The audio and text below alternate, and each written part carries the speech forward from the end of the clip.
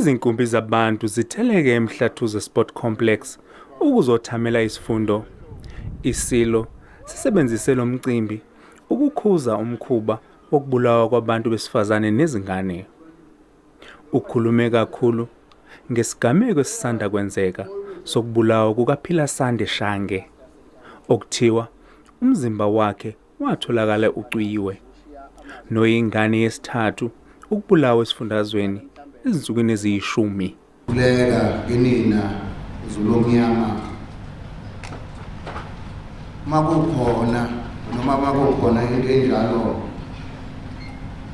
abazi ukuthi kuyenzeka njengesilo senu ngiyacela ukuba makuphele. Isilo uCetshwayo waphatha ngesikhathi zawo 1872 ukuya ku-1879.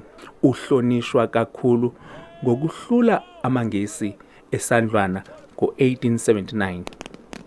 Umgubho wosuku lwempi yaseSandlwane uthandwa kakhulu izivakashi ezitheleka enyakatho nesifundazwe ukuzowubona.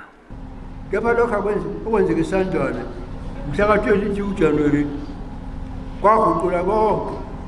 Ngakho impi yeSandlwane yaba isigameko esisodwa emlandweni esaba nemiphumela emikhulu. Amabutho kaZulu kulindeleke ukuthi abe yingxenye yomgubho ozoba senquthu ngempelasonto ezayo. Londe Khatebe, SABC News, eRichards Bay.